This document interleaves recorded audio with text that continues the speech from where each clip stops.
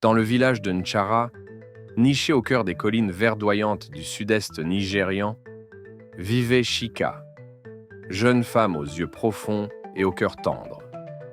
Chaque matin, elle traversait le vieux pont en bois, sa corbeille remplie de manioc et de fruits, sans se douter que ce jour allait changer sa vie à jamais. Un matin, alors qu'elle avançait, elle croisa le regard d'Obina, jeune forgeron aux yeux sombres et au regard intense. Le temps sembla se suspendre. Le marché s'effaça autour d'eux, et un vieil homme murmura « Quand le feu et l'eau se rencontrent, l'amour brûle et se noie. » Le lendemain, Chika se rendit chez sa grand-mère, Ikenga, gardienne des secrets anciens. « Ma fille, dit-elle, la voix grave, ton amour avec Obina est pur, mais un sombre destin le guette. Un sorcier jaloux a maudit sa naissance. Aucun amour ne pourra jamais l'échapper sans douleur. » Au crépuscule, Obina invita Chika au bord de la rivière. Le ciel s'embrasait de rouge et d'or. « Regarde la rivière, elle est comme notre amour. Belle mais imprévisible, murmura-t-il. « Oui, imprévisible et précieuse, répondit Chika.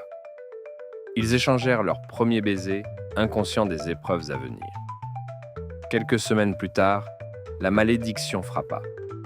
Obina tomba gravement malade. Les anciens décidèrent qu'il devait être banni pour survivre. Avant de partir, ils tissèrent des bracelets rouges et or, symbole de leur amour éternel.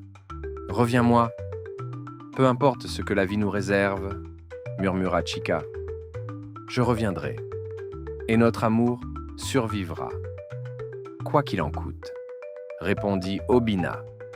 Pendant un an, Chika venait chaque jour sur le pont, parlant à la rivière comme à un confident. « Je t'attends, chaque jour. Je sais que tu reviendras. » Obina voyageait à travers les villages voisins, travaillant comme forgeron et cherchant des rituels anciens. Chaque nuit, il regardait les étoiles et pensait à Chika. Le vent murmurait dans les collines. Un amour si fort peut défier les malédictions, mais le prix sera lourd. Au bout d'un an, Obina retourna à Nchara, déterminé à briser la malédiction. Dans la forêt sacrée, il affronta le sorcier qui avait maudit sa vie. « Tu ne briseras jamais ce que j'ai fait, » ricana le sorcier.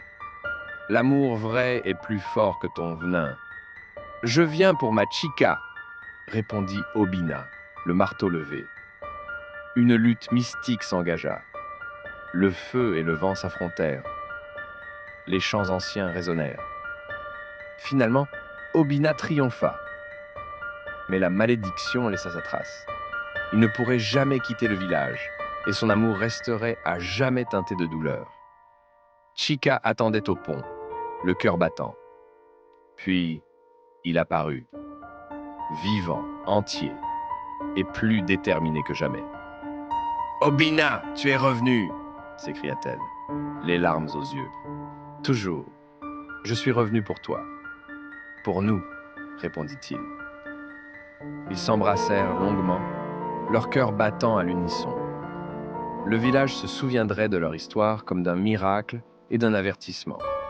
Un amour qui triompha de la malédiction, mais jamais sans cicatrice.